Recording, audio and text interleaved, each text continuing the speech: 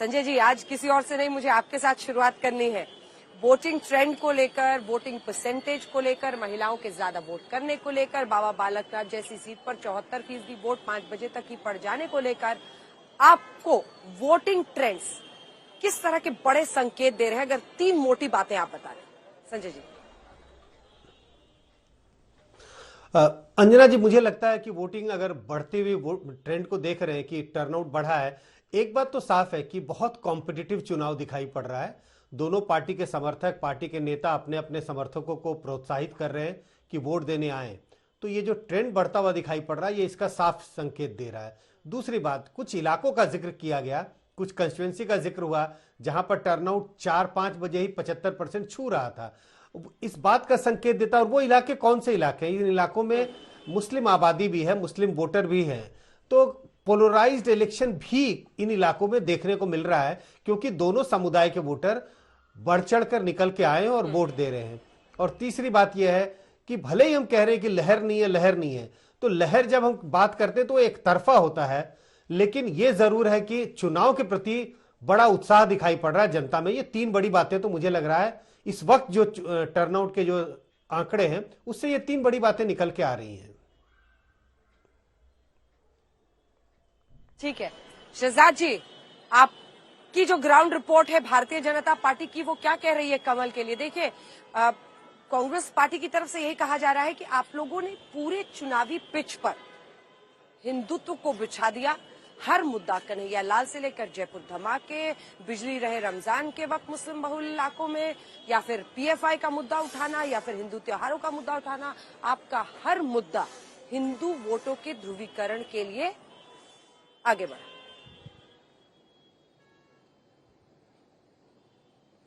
अंजना जी, वैसे तो मैं आपको खमाखणी कहूंगा, परंतु राजस्थान की जनता हवल जायजो कह रही है। राजस्थान की जनता गहलोत सरकार को हवल जायजो कह रही है, और ये इसलिए कह रही है क्योंकि इस बार कोई रिवाज नहीं, राज बदलेगा और काम करने का अंदाज बदलेगा। और ये इसलिए हो रहा है क्योंकि आज केवल, अंजना जी, 25 नवंबर एक मतदान दिवस नहीं है। आज राजस्थान की जनता ने इसे मुक्ति दिवस के रूप में लिया है। मुक्ति मिलेगी महिला उत्पीड़न से, मुक्ति मिलेगी किसानों को धोखे से, मुक्ति मिलेगी युवाओं को बेरोजगारी और धोखे से, मुक्ति मिलेगी महंगाई से, मुक्ति मिलेगी जिस प्रकार से यहां पर तुष्टीकरण का नंगा नाच चला है। आपने कहा हमने हिंदुत्व की पिच सजाई। अंजना जी, बताइए कि कोई ऐसा आपको सरकार याद होगा जिसके बिजली के ऑर्डर में लिखा गया हो कि रमजान में मुसलमानों को अनइंटरप्टेड सप्लाई मिलेगी, परंतु उसी समय पर जब रामनवमी और नवरात्र थे तो उसके विषय में एक शब्द नहीं लिखा जाता है। कहीं आपने देखा, आप जयपुर में हवा महल पर खड़ी है, जयपुर में ही वहां पर एक इकबाल नाम के लड़के को रोड रेज में मारा गया। गलत हुआ, बहुत बुरा हुआ, बहुत बुरा हुआ। सुनिए, उनको 50 लाख रुपए 4 घंटे के भीतर मिले, परंतु साधु संत जो हमारे मारे गए, दौसा में, राजसमंद में, हनुमानगढ़ में, हमारे साधु संत विजयदास जी उनको आत्महत्या करनी पड़ी। उनके लिए कितना मुआवजा दिया गया? सरकार ने मुआवजा देने में भी हिंदू मुसलमान किया। क्या यह सच बात नहीं है कि मैं जहां पर काम कर रहा था कोटा में, पीएफआई को मार्च निकालने की पूरी परमिशन दी गई, पुलिस की प्रोटेक्शन दी गई, परंतु हिंदू जो त्योहार थे, नवरात्र का पर्व था, अलग अलग पर्व थे, शोभा यात्रा थी, उसमें 144 17 डिस्ट्रिक्ट में लगाई गई। तो क्या यह नहीं हुआ? तो तुष्टीकरण की अगर राजनीति की जाएगी, तो जैसे बेरोजगारी, महंगाई, महिला उत्पीड़न, कानून व्यवस्था, इन विषयों को उठाया गया, तो भारतीय जनता पार्टी ने निश्चित उठाया इस विषय को। और मैं डंके की चोट से कहता हूं अंजना जी, जब सनातन समाप्ति की बात की जाएगी, जब हिंदू धर्म को खत्म करने की बात की जाएगी, जब कहा जाएगा हिंदू तो आईसिस और बोको हराम है, तब यह सांप्रदायिक नहीं है क्या? तो उनसे पूछिए ना, जो अपने आप को जनेऊधारी हिंदू बताते हैं, जब सनातन समाप्ति की बात की गई तो क्या स्टैंड लिया उनके नेताओं ने? एक स्टैंड नहीं लिया। देखिए, वोटिंग खत्म हो चुकी है शहजाद जी, वोटिंग अब खत्म हो चुकी है, वोटिंग खत्म हो चुकी है, वोटिंग खत्म हो चुकी है। आपकी ग्राउंड रिपोर्ट क्या कह रही है अतुल जी? और क्योंकि अब वोटिंग समाप्त होने के बाद, देखिए, ये जो कई सीटों, बाबा बालकनाथ की सीट लीजिए, 74% वोटिंग 5 बजे ही हो गई थी। कई सीट्स पर बहुत ज्यादा वोटिंग हुई है। आप लोग इसको किस तरह से देख रहे हैं? अंजना जी, आप शहजाद जी को बता रही थी हो गया वोटिंग, हो गया वोटिंग, हो गया, अभी 6 बज चुके हैं, 6 बज चुके हैं, लेकिन उनकी वही कैसेट चल रही थी जो उनकी प्रचार के दौरान चल रही थी। मुझे एक बात बताइए, कन्हैया लाल का विषय भूल गए वो? क्योंकि कन्हैया लाल की सच्चाई हमने सामने ला के रख दी। कन्हैयालाल के आरोपियों को हमने, हत्यारों को 4 घंटे में पकड़ लिया। उसके बाद एनआईए ने अपने पास ले लिया और एनआईए ने आज तक कुछ नहीं बताया है, जबकि वो दोनों गौस और दोस्त दोनों बीजेपी के कार्यकर्ता निकले, सबूत के सामने, जनता के सामने रख दिया। कन्हैयालाल के दोनों भाइयों को सरकारी नौकरी और 50 लाख रुपए जो है वो हमने दे दिए थे। तो हम जा रहे थे एक सकारात्मक एजेंडा लेकर। हम बात कर रहे थे किसानों के कर्जा माफी की एक कमीशन हमने बिठाया है जो हर साल रिव्यू करेगा, किसानों के लिए खड़ा रहे। हमने 10 रुपया जो है बोनस दिया है दूध को। रिपोर्ट पे बात नहीं कर रही है, सब हम लोग रोज चर्चा करते हैं। रुकिए ना, अब तो वोटिंग हो गई, थोड़ा सा कम से कम आप दोनों से मेरा रिक्वेस्ट है कि पहले ग्राउंड रिपोर्ट, वोटिंग पैटर्न को लेकर क्या खबर आ रही है आप लोगों तक? नहीं, मेरे पास तो जो खबर है वो सिंपल ये है कि हम रिवाज जो है वो बदलने जा रहे हैं। गहलोत जी की सरकार जो है, कांग्रेस की सरकार, वो रिपीट करने जा रही है और अच्छे मतदानों से रिपीट करने जा रही है। हमारे पास जो फीडबैक है, बूथ टू बूथ फीडबैक जो है वो काफी पॉजिटिव है। हम जीतने जा रहे हैं, हमारे सकारात्मक एजेंडा की जीत हुई है।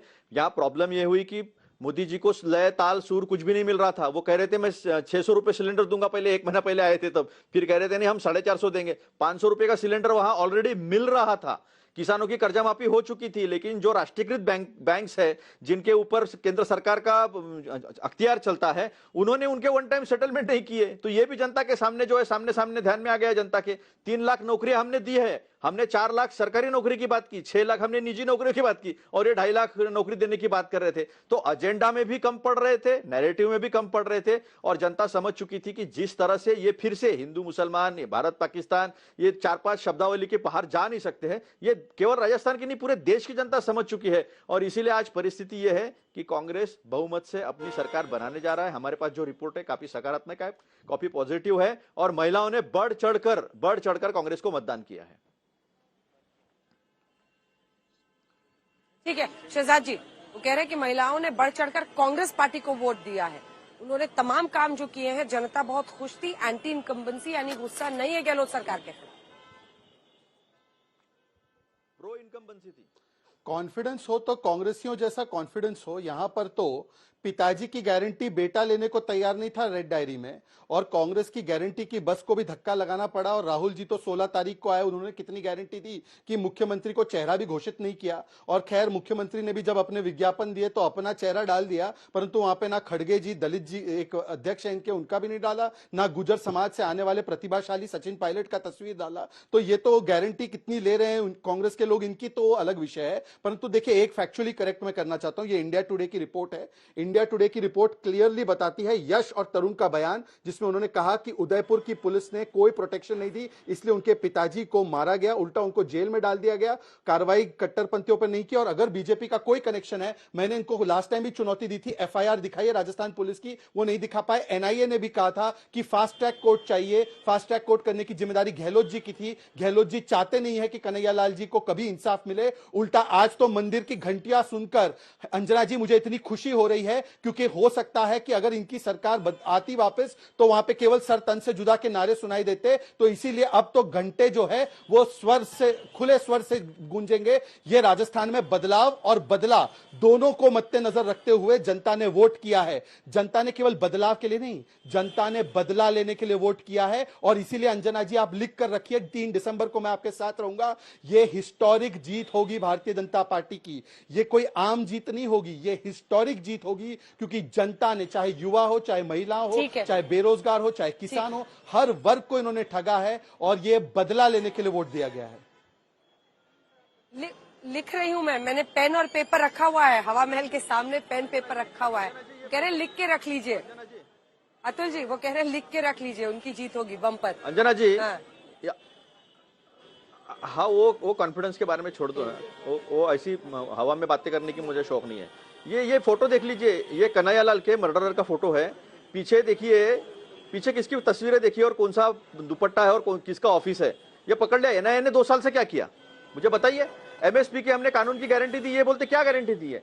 इन्होंने 726 शहादत के बाद पार्लियामेंट में उन्हें श्रद्धांजलि देने से इनकार तो कर ही दिया, लेकिन जो लिखित दिया था कि हम एमएसपी को कानूनी जामा पहनाने के लिए कमेटी बनाएंगे, वो बनाई नहीं है। ईआरसीपी के बारे में प्रधानमंत्री ने 7 जुलाई 2018 को कहा था कि उसको नेशनल प्रोजेक्ट का स्टेटस दे दिया जाएगा। उसके बाद 5 खत जो है वो गहलोत जी ने लिखे कि आप नेशनल स्टेटस दिए।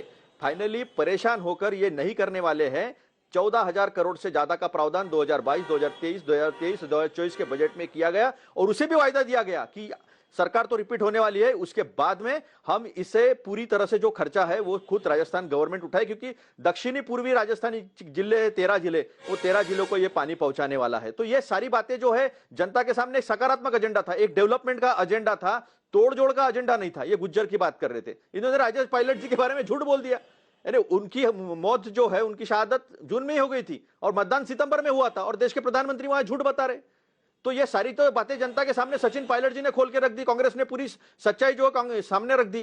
तो जो मृत व्यक्ति है, इतनी तो राजनीति में नैतिकता होनी चाहिए, इतनी तो सहनशीलता होनी चाहिए कि जो व्यक्ति इस दुनिया में नहीं है उसके बारे में झूठ बोलना, उसके बारे में उसको लेकर चुनाव में राजनीति करना, ये गलत बात है। ये बार बार कर रहे हैं। तो नेहरू जी को पहले से, नेहरू जी से समय से जो गया है उसके बारे में ये बातचीत जो है जारी है। तो ये सबसे अहम बात जो है वो सामने आई है।